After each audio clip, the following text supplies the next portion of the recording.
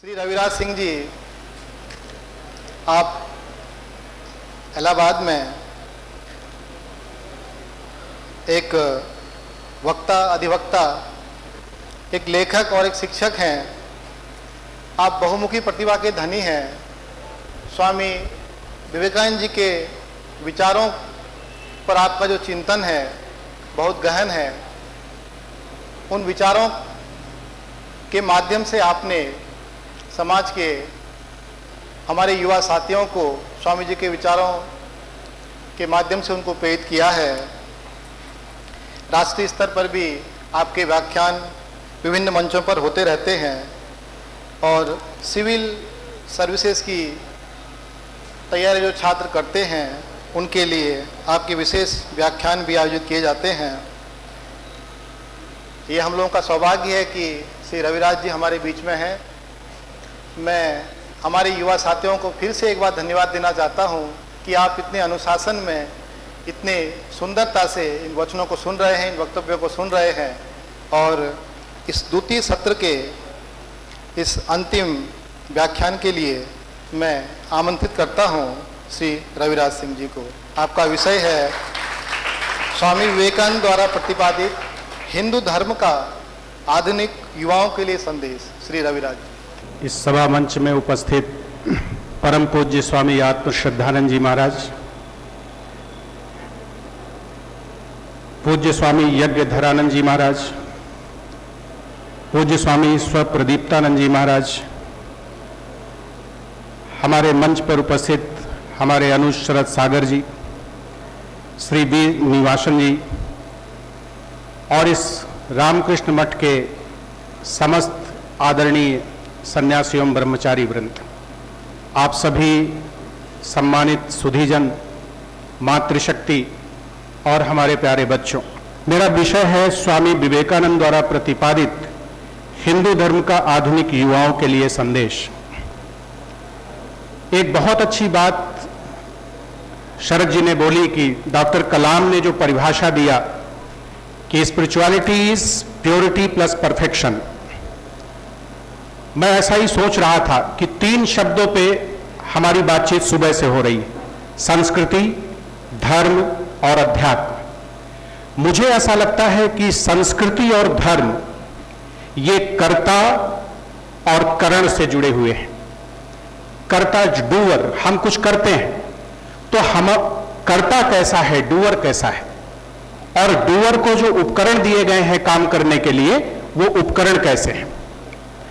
और जो अध्यात्म है, अध्यात्म स्वरूप से संबंधित है, यानी जो साक्षी आपके अंदर बैठा है, जो निरंतर आपको देखता रहता है कि आप क्या कर रहे हैं और जब कभी आप गलत करते हैं तो आपको टोकता भी है।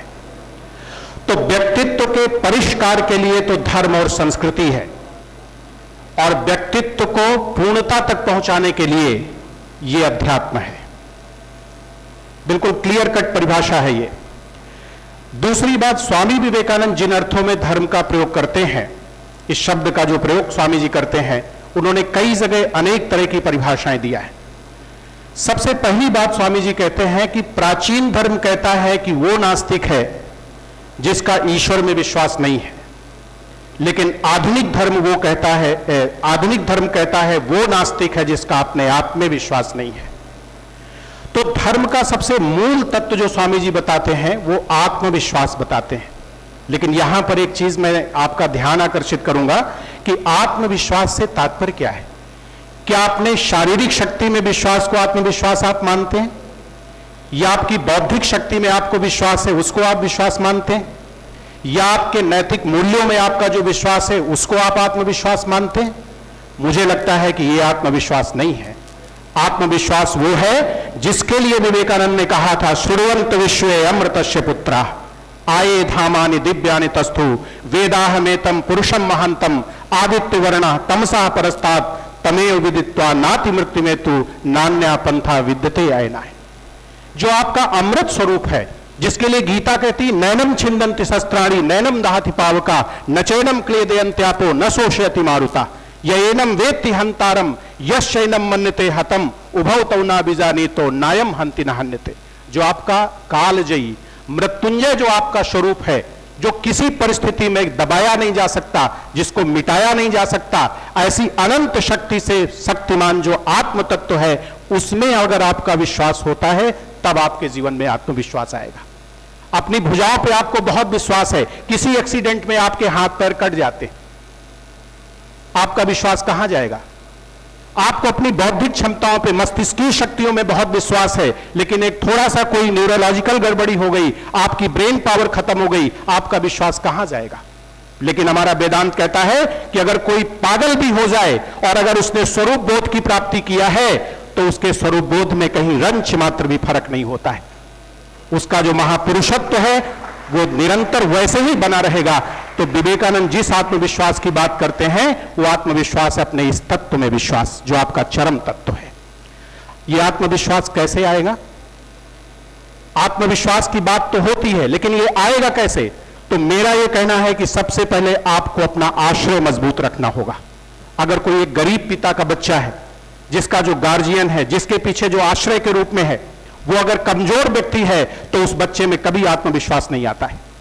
हमेशा उसके मन में होता है कि मेरा परिवार गरीब है, मेरे पिता दुर्बल हैं, मेरी माता दुर्बल अशिक्षित हैं। अगर आपके पिता समर्थ हैं, कोई आईएएस ऑफिसर हैं, कोई बहुत बड़े मंत्री हैं, तो आपको कितना विश्वास रहता है? आप छाती खोल के समाज में चलते हैं। तो स्वामी जी के अनुसार सबसे बड़ा आश्रय जगत में कौन हो सकता है? जगत नहीं बन सकता, जगत अवलंबन बन सकता है। अस्थायी टेम्परेरी एसेट आपको जगत से मिल सकते हैं, लेकिन जीवन का स्थायी आशय, शाश्वत समाधान कभी जगत में नहीं हो सकता है। उसके लिए परमात्मा में ही विश्वास रखना पड़ेगा। इसीलिए विवेकानंद ने कहा, faith faith faith in ourselves, faith faith in God.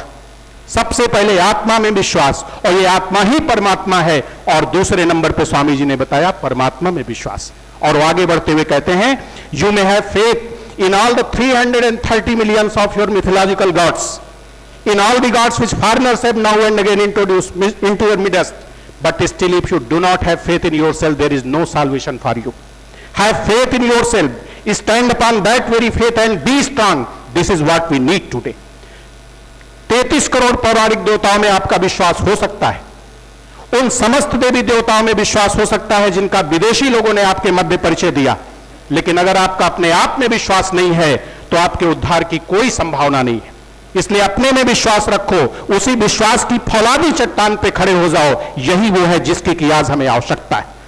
तो विश्वास जीवन में तब आएगा जब आपके पीछे जो आश्रय है, जिसका आपने सहारा ले रखा है, जब आपके जीवन में दुख समस्या के क्षण आते हैं तो किधर आप समाधान खोजने के लिए जाते हैं, वो आश्रय अगर समर्थ है तो आपके जीवन में आत्मविश्वास प्रस्फुटित होगा। इसलिए आश्रय मजबूत रखो, और परमात्मा से बड़ा कोई आश्रय हो नहीं सकता है। जो द्रौपदी की रक्षा के लिए वस्त्र का अवतार ले सकता है, प्रहलाद की रक्षा के लिए कितने उपाय किए हिरण्यकश्यप ने प्रहलाद के जीवन को नष्ट करने के लिए, लेकिन कोई उपाय उसका कारगर नहीं हो गया। आप कृष्ण के, अर्जुन के जीवन को देखो, हर जगह विजय प्राप्त होती है। श्रेय किसको है? सारथी किसको बनाया? आश्रय किसको बनाया? मन की समस्याओं का समाधान वो किससे पूछते हैं? श्री कृष्ण से पूछते हैं। और दूर मत जाइए, स्वामी विवेकानंद के जीवन को ले लो। नरेंद्रनाथ के रूप में एक सामान्य से व्यक्तित्व वाले व्यक्ति थे, युवा थे वो। भगवान श्री रामकृष्ण का एक स्पर्श उनको मिला, कलकत्ते का वो नरेंद्रनाथ विश्व वंदनीय ऋषि विवेकानंद के रूप में रूपांतरित होता है। आश्रय किसी व्यक्ति को नहीं बनाया था विवेकानंद ने, किसी व्यक्ति को आश्रय नहीं बनाया था, ठाकुर उनके सर्वस्व थे। और इतनी निष्ठा उनमें थी कि स्वामी जी कहते, स्थापकाय धर्म से सर्वधर्म स्वरूपिणे, अवतार वरिष्ठ है, सारे अवतारों में उन्होंने उनको वरिष्ठ और श्रेष्ठ माना। तो जीवन में सबसे बड़ी बात आत्मविश्वास लाने की है। आप अपने जीवन में ईश्वर को अपने पीछे खड़ा करो। आप ये कमजोर नहीं बनाएगा आपको। बहुत संस्थानों में मेरे स्पीचेस हुए हैं, अब तक मैंने 4 लाख नवयुवकों को संबोधित किया है। इलाहाबाद में मैंने 15 साल हाई कोर्ट में प्रैक्टिस किया।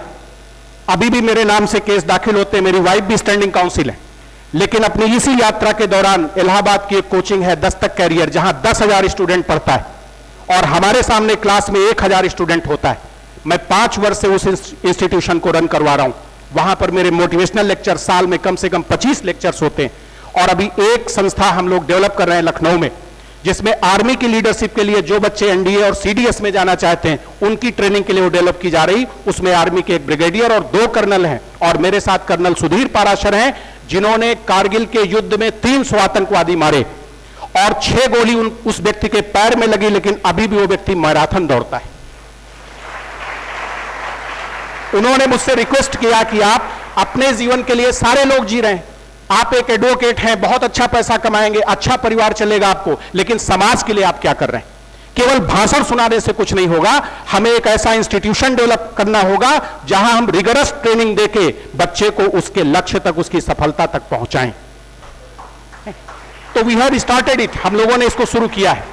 34 वर्ष इलाहाबाद में रहने के बाद पिछले महीने में लखनऊ गया, मैंने टेक ओवर किया उस इंस्टीट्यूशन का, उन्होंने मुझे डायरेक्टर अपॉइंट किया। और मैं महाराज जी से भी आशीर्वाद चाहूंगा, आप सबसे भी चाहूंगा कि आप प्रार्थना करिए कि वो संस्थान सफल हो, ताकि राष्ट्र को हम एक अच्छी आर्मी लीडरशिप दे सकें, तभी आप सुख की नींद सो सकेंगे। तो पहला सूत्र जो आत्मविश्वास का है वो है आपका आश्रय मजबूत हो। दूसरा सूत्र क्या है? जीवन में कुशलता होनी चाहिए। मेरा यह मानना है कि सफलता कुशलता के बिना आ नहीं सकती। अगर आपके जीवन में योग्यता है, अभ्यास है और अपनी विधा में पूर्ण पारंगत हैं, आप बिल्कुल दक्ष, निपुण और कुशल हैं, तो दुनिया की कोई ताकत आपको सफल होने से रोक नहीं सकती। और सफलता से आया हुआ आत्मविश्वास सबसे मजबूत आत्मविश्वास होता है। इसलिए जीवन में आश्रय बहुत मजबूत रखिए और जीवन में कुशल और दक्ष बनिए। और तीसरी बात, स्वयं अपने जीवन में समर्थ बनने का प्रयास करिए। स्वामी जी कहते हैं शक्ति ही जीवन है, दुर्बलता ही मृत्यु है। अगर हम जीवन में आत्मविश्वास चाहते हैं तो उसका सबसे बड़ा सूत्र है स्वयं शक्तिशाली बनो, क्योंकि दुर्बल व्यक्ति के लिए संसार में कोई जगह नहीं है। दुर्बल को कोई पसंद नहीं करता और दुर्बल की कोई मदद भी नहीं करता है। इसलिए आपके जीवन में यह तीसरा सूत्र आत्मविश्वास का होना चाहिए कि हम स्वयं समर्थ बनेंगे। और चौथी बात, जीवन में निरंतर ज्ञान की प्राप्ति करिए, निरंतर ज्ञानार्जन। जिन जिन चीजों में आपको अभिज्ञता नहीं है, जिन जिन चीजों का ज्ञान नहीं है, आपका आत्मविश्वास वहां हिलता रहता है। आप किसी अनजान शहर में जाते हो, आप देखो डरे डरे रहते हो, बहुत बड़ा शहर है, आपको कुछ नहीं पता है और आज विश्वास भी नहीं कर पाते हो आप किसी के ऊपर कि कहीं वो मिसलीड न कर दे। अपने शहर में आपका पूरा आत्मविश्वास है क्योंकि गली गली आपको मालूम है।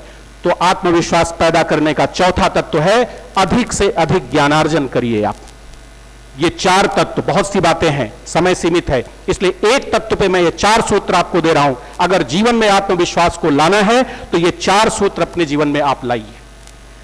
दूसरी बात, स्वामी जी ने कहा कि जीवन में सबसे बड़ा जो दूसरा सूत्र है, अभय बनो, निर्भय बनो।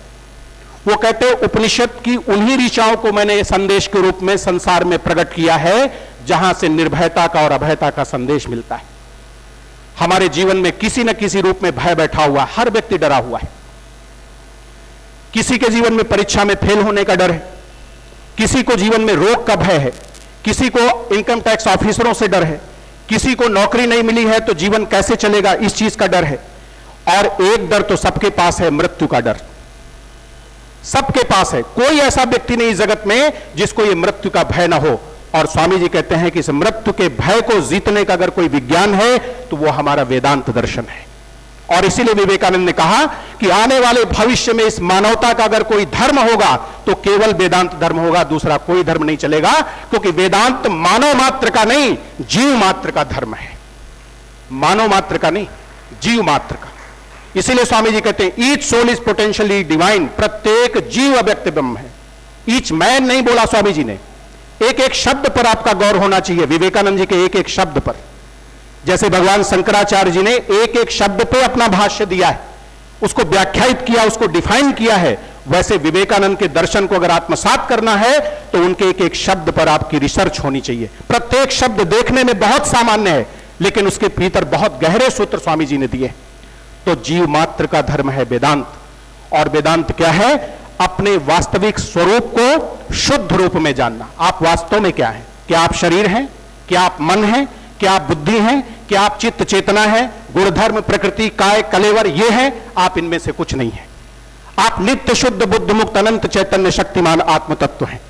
जब तक आपकी रिसर्च, जब तक आपका शोध और बोध इस बिंदु पर आकर के फलीभूत नहीं होता, तब तक आप ये मानकर चलना कि आपकी चिंतन यात्रा कहीं ना कहीं गड़बड़ है। क्योंकि हमारे ऋषियों ने जो चिंतन निकाल करके दिया है उपनिषदों में, उनसे ज्यादा श्रेष्ठ चिंतन अभी तक कोई नहीं कर पाया और मुझे लगता है कोई कर भी नहीं पाएगा। आध्यात्मिक जगत का शिखर छू लिया गया है इस भारतीय मनीषा के द्वारा, भगवान शंकराचार्य से आगे आज तक कोई नहीं बढ़ा। उसी अद्वैत को अनेक रूपों में लोगों ने, किसी ने एक मानववाद और अन्य नाम दिए लोगों ने, लेकिन अद्वैत अद्वैत है। और मैं एक निवेदन आपसे कर दूं, अद्वैत को एक नहीं कह सकते आप। एकवाद अद्वैतवाद नहीं है। 1 + 1 = 2।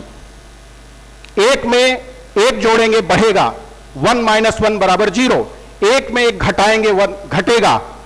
लेकिन अद्वैत प्लस अद्वैत बराबर अद्वैत, अद्वैत माइनस अद्वैत बराबर अद्वैत, अद्वैत डिवाइडेड बाई अद्वैत बराबर अद्वैत, अद्वैत मल्टीप्लाइड बाई अद्वैत बराबर अद्वैत। अद्वैत में कोई परिवर्तन नहीं होता, क्योंकि जो सत्ता है 1 विदाउट सेकंड है, दूसरी सत्ता है ही नहीं, कोई दूसरी सत्ता नहीं। तो स्वामी जी कहते भविष्य का यह धर्म होगा। धर्म के संदर्भ में जो विवेकानंद के विचारों को अगर देखें तो स्वामी जी ने अपने वैदिक परंपरा को ही संदेश के रूप में प्रकट किया है। हमारे यहां धर्म के 4 पैर माने गए। अगर आपको अपने जीवन में धर्म स्थापित करना है कि हमारे जीवन में धर्म कैसे आवे, क्योंकि मेरा विषय वही है, तो धर्म के लिए 4 बातें बताई गई हैं। जैसे एक मेज है, उसके 4 पाए हैं, या कोई बैल है, पशु है, उसके 4 पैर होते हैं, अगर उसके पैर तोड़ दिए जाए तो वो बैठ जाएगा। वैसे अगर आप अपने जीवन में धर्म को लाना चाहते हैं तो 4 सूत्र आप जीवन में पकड़िए। सबसे पहला सूत्र है पवित्रता। अभी सरब जी ने बोला कि पवित्रता, purity plus perfection is equal to spirituality. धर्म का पहला जो पाया है वो है पवित्रता। पवित्रता के बिना जीवन का सौंदर्य कभी प्रकट नहीं हो सकता है। हम अपने आप को सुंदर दिखाने के लिए बहुत सारे प्रयास करते हैं। ब्यूटी पार्लर्स बने हुए हैं, पुरुषों के लिए भी, नारियों के लिए भी। शीशे के सामने देखो लोग कितना टाइम व्यतीत करते हैं। जितनी देर हम शीशे के सामने खड़े हैं, इसका मतलब क्या हुआ, उतनी देर तक हमें कुरूपता का बोध हो रहा है कि अभी हम ठीक नहीं है, अभी हम ठीक नहीं है, अभी जरा और अच्छा दिखना चाहिए। तो जितनी देर ये आपकी शीशे के सामने है, वो आप समझ लीजिए कि वो कुरूपता बोध को संकेत कर रही है। स्वामी जी कहते हैं कि अगर सुंदर बनना है तो जीवन में केवल पवित्रता, शुचिता लाइए और जीवन में संतुलन लाइए। संतुलन और शुचिता के माध्यम से जीवन में सुंदरीकरण होता है, जीवन में सौंदर्य प्रकट होता है।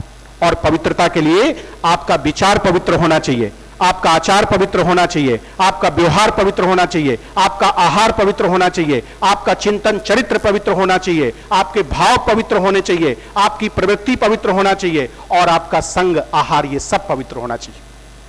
जब तक ये आप सर्वतोमुखी पवित्रता को आत्मसात करने का प्रयास नहीं करेंगे, तब तक पवित्रता का आधान आपके जीवन में कभी नहीं हो सकता है।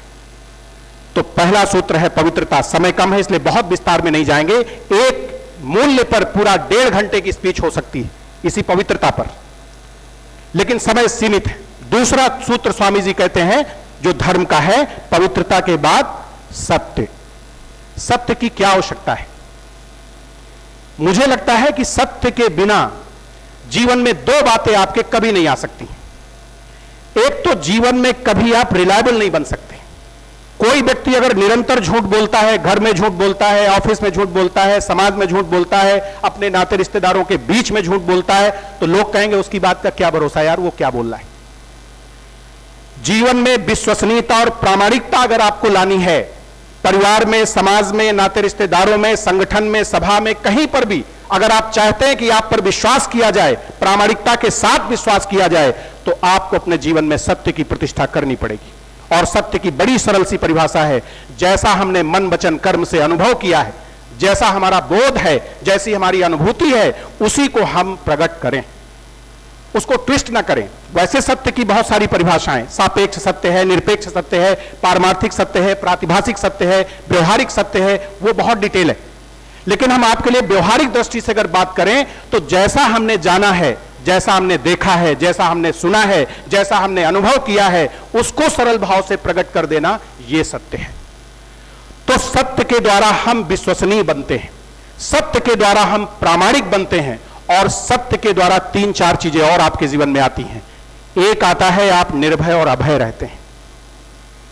अगर आपने झूठ बोला है, 10 आदमी से 10 तरह की बात किया है, तो आप निरंतर गणित में रहेंगे कि मैंने अमुक से क्या बोला, अमुक से क्या बोला, अमुक से क्या बोला। अगर मुझसे पूछा जाएगा, मैं कैसे क्लैरिफाई कर पाऊंगा किसको मैंने क्या बोला है। लेकिन आपसे पूछा गया 2 × 2, आपने सबको बोला कि 2 × 2 = 4। 1000 आदमी से आपने एक ही उत्तर दिया है तो आप निश्चिंत होकर सोएंगे। तो जीवन में निश्चिंतता लानी है, जीवन में निर्भयता अभयता लानी है, और अपने जीवन में प्रामाणिकता लानी है, और आपका आत्मबल तेजस्वी और प्रगल्भ बना रहे, कोई उसको दबा ना सके, तो आपको जीवन में सत्य का वर्ण करना पड़ेगा। इसलिए जीवन में सत्य होना चाहिए। और ठाकुर जी ने भी बोला है कि कलयुग की अगर कोई तपस्या है तो केवल सत्य है। जीवन में ज्यादा मूल्य अगर ना आ सके तो बस 2-3 मूल्य आप ले आइए, truth, honesty, purity, unselfishness, that's all. ये 4 मूल्य अगर आपके जीवन में आ गए तो आपने समझ लो स्वामी जी के पूरे जीवन दर्शन को आपने आत्मसात कर लिया। क्योंकि बाकी जो कुछ भी आने लायक होगा वो इन 4 मूल्यों के परिणाम स्वरूप आपके जीवन में आकर के प्रतिष्ठित हो जाएगा, आविर्भूत हो जाएगा। और तीसरा सूत्र है दया, सत्य, पवित्रता, दया। आज हमारे जीवन में संवेदनाएं तो थोड़ी बहुत दिखती हैं। जीवन इतना यांत्रिक हो चुका है कि आज देखो परिवार में भी आपस में प्रेम नहीं रह गया, नाते रिश्तेदारों में आपस में प्रेम नहीं है। मेरा तो अपना अनुभव यह कहता है कि थोड़े बहुत जो मित्र लोग हैं वही थोड़ा बहुत प्रेम भले प्रदर्शन कर दें, लेकिन किसी रिलेशन में प्रेम की कोई गंध दिखाई नहीं पड़ती, क्योंकि मापदंड बदल गए। आपके पास बहुत पैसा है, बड़ी गाड़ी है, बड़ा पद है, बहुत बड़े आदमी हैं, तो चारों तरफ लोग आपके पास मधुमक्खी की तरह घूमेंगे। लेकिन अगर आपके पास ये सब चीजें नहीं है तो आप उनके किसी काम के नहीं है, उसकी आपको परवाह नहीं करनी, उसकी परवाह नहीं करनी। दया का मतलब है चित्त के द्रवित होने की सामर्थ्य। किसी के कष्ट को, किसी के दुख को देख करके अगर हमारा चित्त द्रवित हो जाता है, पिघल जाता है, और उस पिघलन में उसके लिए कुछ करने के लिए अगर हम प्रवृत्त होते हैं, किसके दुख का हम शमन करें, तो समझ लो कि आपकी दया ठीक ठीक दया है, और वो सक्रिय दया है। निष्क्रिय दया नहीं रखनी कि आप किसी पे दयालु तो हुए, देखे उसको कष्ट में है, बड़ा मन में आपके हुआ, लेकिन आप कर कुछ नहीं रहे, करने की सामर्थ्य है।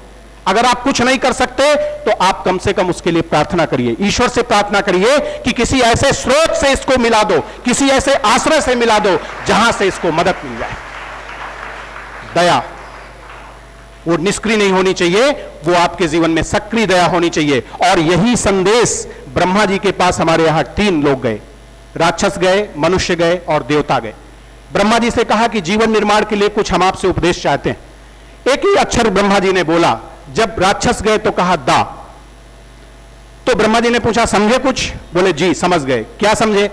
बोले कि हम लोग क्या है, बहुत क्रोधी हैं, बहुत नरसंहार करते हैं, लोगों को पीड़ा देते हैं। तो दा का अर्थ मैंने समझा कि हमें दया करनी चाहिए। मनुष्य गया तो मनुष्य ने देखा, उसने पूछा ब्रह्मा जी से, तो ब्रह्मा जी ने कहा कि दान, हमारे अंदर संग्रह की प्रवृत्ति, अगला जो मूल्य है वो दान है, संग्रह की प्रवृत्ति। हम लेना जानते हैं लेकिन देना नहीं जानते। तो बोले थोड़ी सी जीवन में उदारता आवे, निस्वार्थता आवे, इसके लिए आप जाओ दान का अभ्यास करो। दा का अर्थ दान हुआ। और जो देवता है तो उन्होंने कहा हम विलासी और भोगी हैं, तो मेरे लिए जो दा का अर्थ है वो दम, यानी इंद्रियों का संयम, कि हम मर्यादा में, सदाचार में, सुचिता में, संयम में अपनी इंद्रियों को रख करके जीवन यापन करें। ये देवताओं ने उसका अर्थ समझा। तो ये जो दया तत्व है ये बहुत, किसी भी साधारण व्यक्ति को संतत्व के स्तर तक उठाकर ले जाने वाला अगर कोई मूल्य है तो दया और करुणा है। करुणा स्वरूप का लक्षण है, स्वरूप, करुणा स्वरूप से प्रकट होती है और दया आगंतुक है। दया किसी निमित्त से आपके जीवन में आती है और करुणा के लिए कोई निमित्त नहीं चाहिए, वो सहज स्फूर्त होती है। बुद्ध के जीवन में करुणा थी, भगवान श्री रामकृष्ण के जीवन में करुणा थी। तो करुणा तो महापुरुष का लक्षण है, वो तो स्वरूप बोध के बाद प्रकट होगा। लेकिन आप सामान्य जीवन में साधक की कक्षा में है तो आप दया को अपने जीवन में लाने का प्रयास करें। और अगला मूल्य है दान। दान क्या है? दान की परिभाषा क्या है?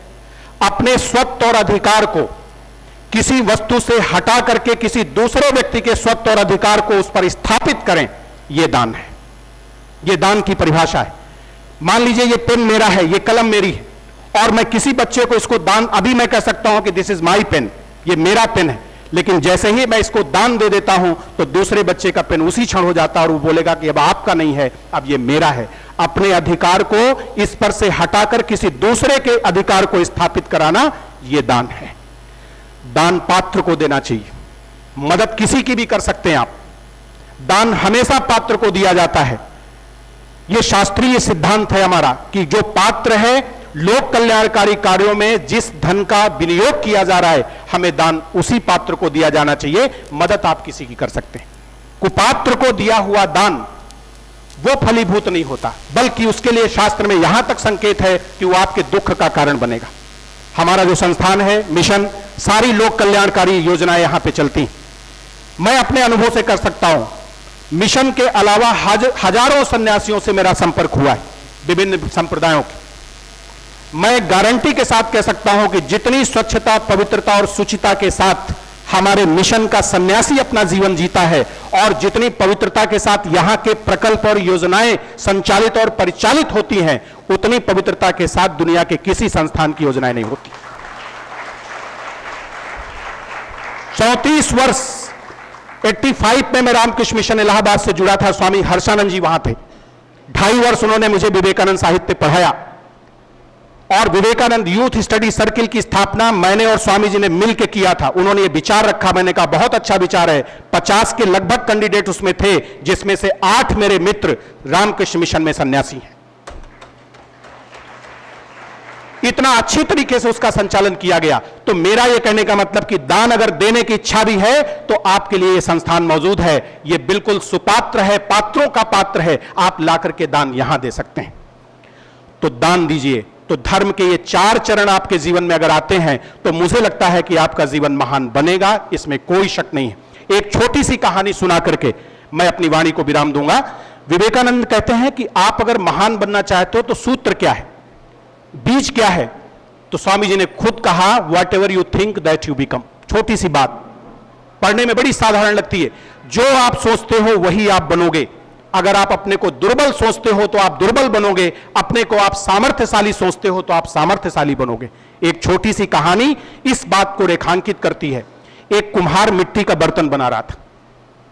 मिट्टी का बर्तन बनाते बनाते जब लास्ट में थोड़ी सी मिट्टी उसके पास बच जाती है, गांव का व्यक्ति था, गांव में बहुत सारे लोग तंबाकू पीते हैं चिलम पे लग के, हुक्का चिलम जो गांव से जुड़े लोग हैं जानते होंगे। तो उसके मन में आया कि अगर एक चिलम बना दिया जाए इस मिट्टी की तो वो बिक जाएगी और मुझे कुछ पैसे मिल जाएंगे और हमारी मिट्टी सार्थक हो जाएगी, क्योंकि उसको तो पैसा दिख रहा था कि उसका प्रोडक्ट बिकना चाहिए। जैसे ही वो चिलम बनाने का विचार कर ही रहा था, वैसे ही उसकी पत्नी आई और उसने कहा कि थोड़ी मिट्टी और बची हुई। तो उसने कहा ले आइए। जब उस मिट्टी को मिलाया तो थोड़ी मिट्टी और हो गई। तो उसके दिमाग में आया कि अब तो कुछ और बन सकता है। तो चिलम छोड़ के उसने सुराही बनाने का योजना बनाई। सुराही बनाने जा रहा था, तब तक उसका बेटा आया। उसने कहा पापा और मिट्टी है, दूसरे कमरे में पड़ी है, आपको भूल गई। और उसने कहा ले आओ। उसको मिलाया तो एक चूल्हा बनने की, चूल्हा थोड़ा बड़ा होता है तो उसने कहा इसका चूल्हा बन सकता है। चूल्हे से कम भोजन मिलेगा, सुराही से ठंडा पानी मिलेगा। और चिलम क्या करेगी, वो तो गला फूकेगी, कैंसर का मरीज बनाएगी, तंबाकू और गांजा पिएंगे आप। फिर उसकी बेटी आती है, वो कहती पापा और मिट्टी थोड़ी बची है, आप भूल गए। तो उसने कहा आप भी ले आओ। परिवार के चारों सदस्य थोड़ी थोड़ी मिट्टी लेके आए। जब उस मिट्टी को उसने मिलाया तो उसको लगा कि इससे तो कोई बड़ी चीज बन सकती है। तो उसके गांव में एक मंदिर था। उस मंदिर में भगवान की कोई प्रतिमा नहीं थी, वहां कुत्ते बिल्ली जाया करते थे। तो उसके दिमाग में आया कि मैं इसकी एक भगवान की प्रतिमा बनाता हूं और गांव के मंदिर में इसको बढ़िया से स्थापित कराता हूं। उस मिट्टी को लेकर उसने भगवान की एक प्रतिमा बनाई और पुजारी जी को बुला के, गांव के ब्राह्मण पंडित को बुला के उसने पूरी विधिवत उसका प्राण प्रतिष्ठा करा करके मंदिर में स्थापित किया। हजारों लाखों लोगों को जीवन में उस प्रतिमा के माध्यम से अपने भाव को संबल देने का अवसर मिला, अपनी कामनाओं को पूरा करने का अवसर मिला।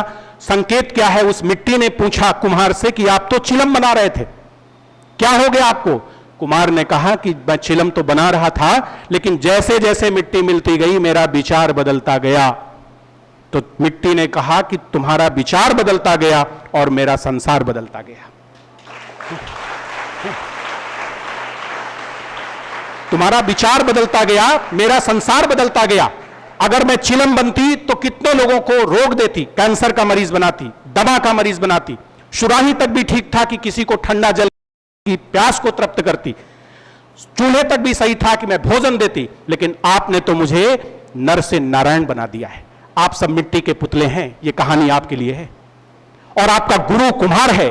जो आचार्य हैं, जो समाज के मार्गदर्शक हैं, जिन्होंने प्रामाणिक जीवन जिया है, जिन्होंने अपने जीवन में ज्ञान को आत्मसात किया है, आचरण में उतारा है, जिनको एक दृष्टि प्राप्त है, ऐसे जो महापुरुष आपके जीवन में हैं, वो कुम्हार हैं। आपके इस मिट्टी के पुतले को उनमें यह सामर्थ्य होती है कि वो आपके जीवन को नर से नारायण, जीव से शिव बना सकें। और जीवन का लक्ष्य भी यही है। स्वामी जी ने, ठाकुर जी ने, सब ने एक बात बोली है, मनुष्य के जीवन का लक्ष्य केवल भगवान लाभ करना है।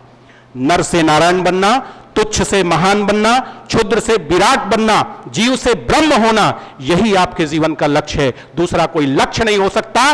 जो आपने अपने लक्ष्य बना रखे हैं, आईएएस, पीसीएस, डॉक्टर्स, इंजीनियर्स, वैज्ञानिक आदि आदि, वो जीविका के लक्ष्य हैं, वो जीवन के लक्ष्य नहीं। इन्हीं शब्दों के साथ अपनी वाणी को विराम देता हूं। धन्यवाद। धन्यवाद श्री रविराज जी। आपके वक्तव्य से स्पष्ट है कि आपने किस अंतरंगता से स्वामी जी के विचारों को आत्मसात किया है। यहाँ पे बैठे युवा साथी निश्चय ही आपके विचारों से, स्वामी जी के जो विचार हैं उनसे कुछ सीखेंगे, ऐसा मेरा विश्वास है।